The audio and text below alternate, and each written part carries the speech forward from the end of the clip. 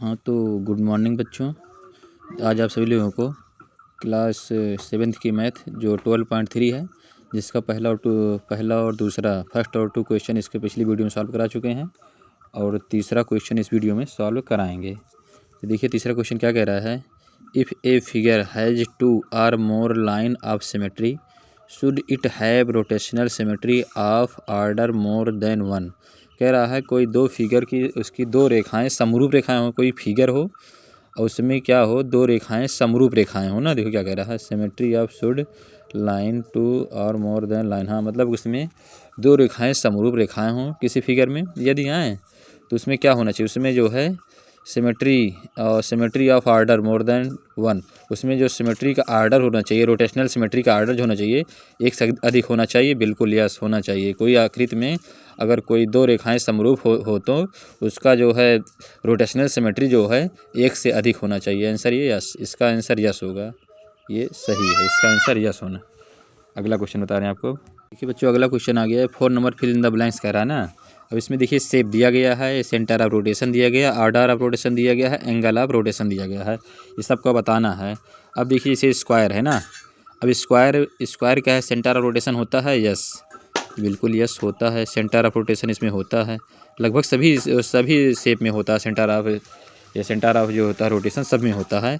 अब रेक्टेंगल भी यस होता है, इसमें भी होता है। अब उसके बाद रैम्बस भी इसमें भी होता है यस। और ये इक्वलिटिकल ट्रिंगल इसमें भी होता है यस, लगभग सभी में होता है यस। इसमें भी रेगुलर हेक्सागन में इसमें भी यस, और सर्कल में तो होता ही है यस, इसमें भी होता है। सेमी सर्कल यस, इसमें सब यस यस रहेगा। हाँ अब उसके बाद देखिए स्क्वायर में ऑर्डर ऑफ रोटेशन, मतलब कितनी बार इसको ऑर्डर रोटेट किया जा सकता है।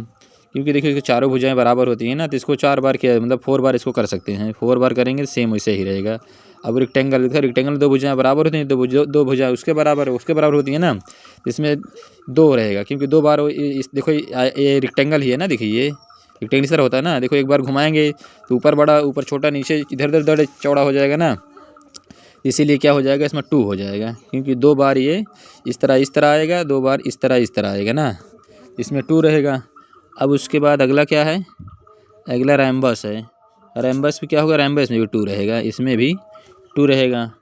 अगला क्या है, इक्विलेटरल ट्रिंगल में 3 हो जाएगा क्योंकि इसे 3 को इसके 3 कोने होते हैं ना, इसीलिए 3 रहेगा इसका। अब उसके बाद इसमें रेगुलर हेक्सागन में 6 रहेगा भाई, इसमें सबसे ज़्यादा। अब उसके बाद देखिए अगला क्या है, ये अगला सर्कल है। अब सर्कल में तो भाई देखिए आर्डर रोटेशन इसके तो बहुत ज़्यादा होती है इसमें ना, इसमें तो बहुत ज़्यादा होती है। देखिए भाई इसमें तो बहुत ज़्यादा होती है, इसमें क्या लिख देंगे, इन्फिनाइट लिख देंगे। इसमें इन्फिनाइट है ना, इसमें इन्फिनाइट बहुत ज़्यादा होती है, इसी लिख देंगे।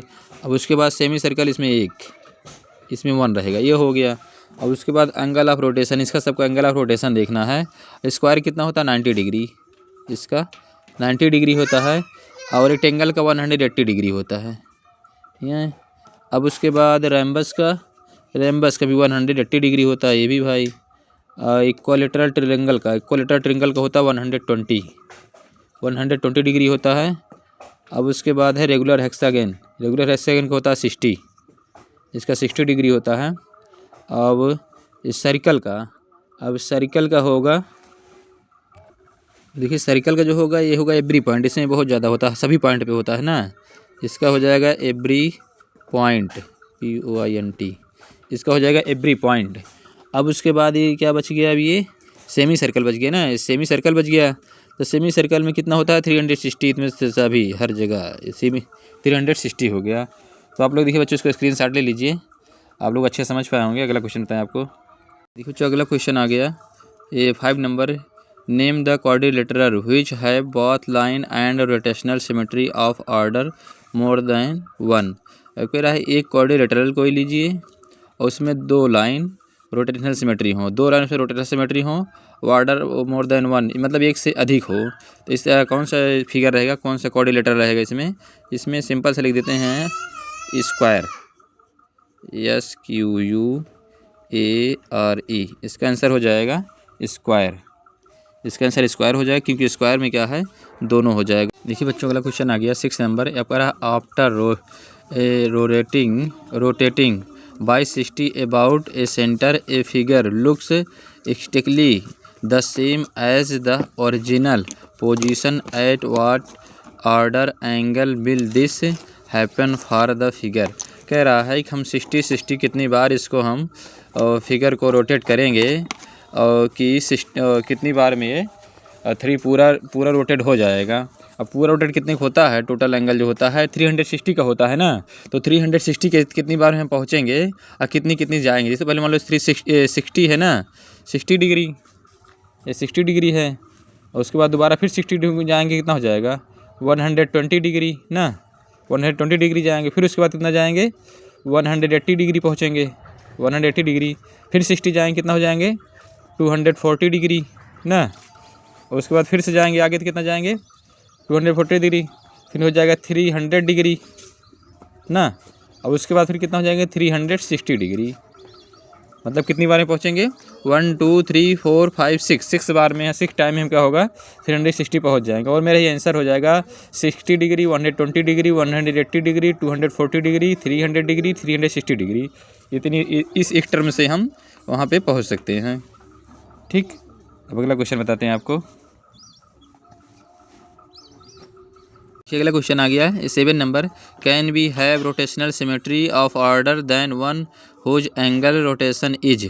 अब देखिए कह रहा है मतलब इसको हम क्या इस 45 से रोटेट कर सकते हैं 360 को ना, और ये 17 से कर सकते हैं।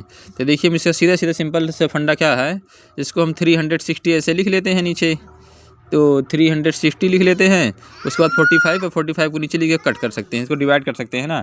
अगर हम डिवाइड कर देंगे पूर कट गया तो समझ लो आंसर सही है और नहीं तो रॉन्ग है ना। अब 45 को 45 बन जा 45, 45 को 45 8 जा 360 होगा 8 बार में ये पूरा कट रहा है, 8 बार में कट रहा है, तो इसका आंसर क्या हो जाएगा यस, इसका आंसर हो जाएगा यस।